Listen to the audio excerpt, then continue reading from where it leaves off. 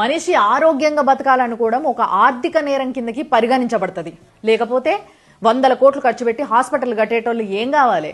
కోట్లు కోట్లు ఖర్చు పెట్టి డాక్టర్లు చదివి డాక్టర్లు అయిన వాళ్ళ గతి ఏం కావాలి?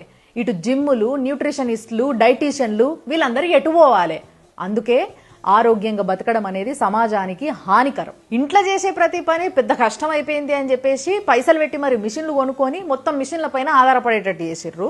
తర్వాత ఆరోగ్యాలు పాడవుతున్నాయని చెప్పేసి మళ్ళా పైసలు కట్టి జిమ్లలో జాయిన్ చేసి అక్కడ తీసుకుపోయి ఇంట్లో చేసుకునే పనులే చేపిస్తున్నారు.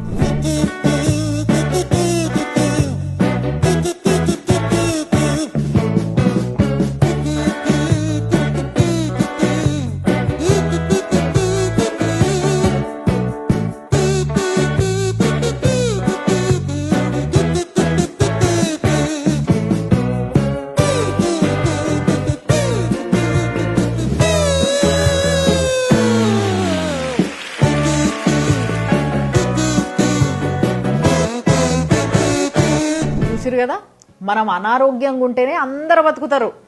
అదే ఒకవేళ మనం ఆరోగ్యంగా ఉండడానికి ట్రై చేసినాం అనుకో, అది ఆర్థిక నేరం కిందికి వస్తుంది అన్నట్టు.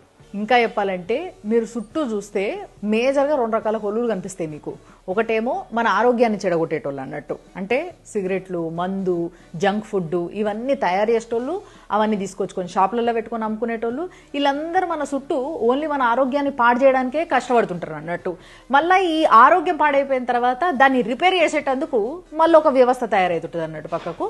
వాళ్ళేమో ఆరోగ్యాన్ని బాగు చేయడానికి ఒక పెద్ద సెటప్ పెట్టుకుంటారు. అంటే ఇటు మన ఆరోగ్యాన్ని చెడగొడుతూ పైసలు తీసుకుంటారు, చెడిపోయిన తర్వాత దాన్ని బాగు చేస్తామని కూడా పైసలు తీసుకుంటారు. మొత్తం మీద సమాజానికి పైసలు వంచే పనిలో మనం ఉంటాం.